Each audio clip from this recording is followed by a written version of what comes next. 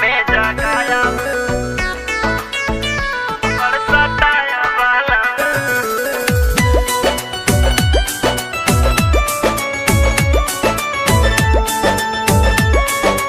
Music by AK Sethi.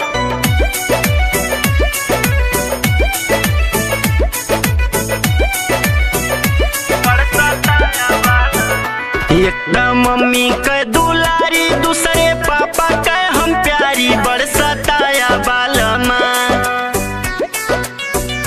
बड़ सताया बालमा।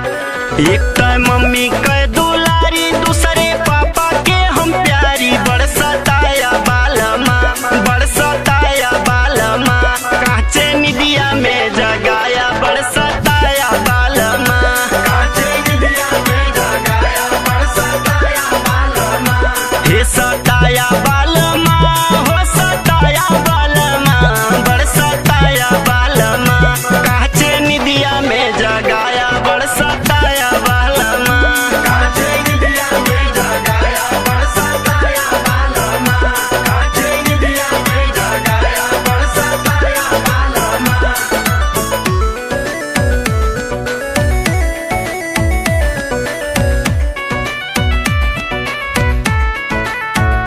कांचे निदिया में जगाया बड़ सताया बालमा कांचे निदिया में जगाया बड़ सताया बालमा। हमारा संगे राजा जी तू कैला बला जोरी हो कैला बला जोरी राजा कैला बला जोरी हो। झुमका बाली कंगना सैया दिहला हमर तोरी हो दिहला हमर तोरी राजा दिहला हमर तोरी हो।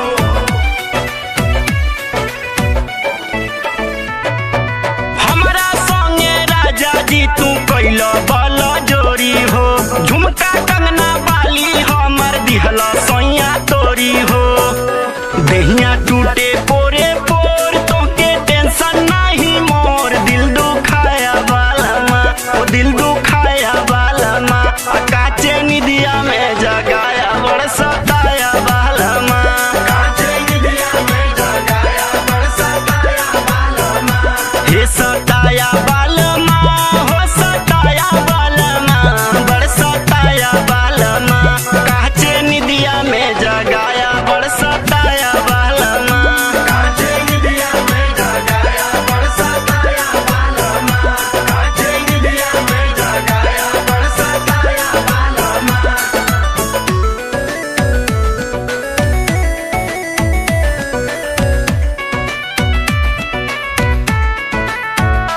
कांचे निदिया में जगाया बड़ सताया बालमा कांचे निदिया में जगाया बड़ सताया बालमा।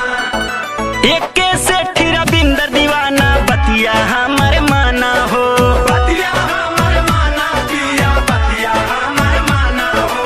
हालत हमर बिगड़ल बाणे करीना बहाना हो करीना बहाना राजा करीना बहाना हो।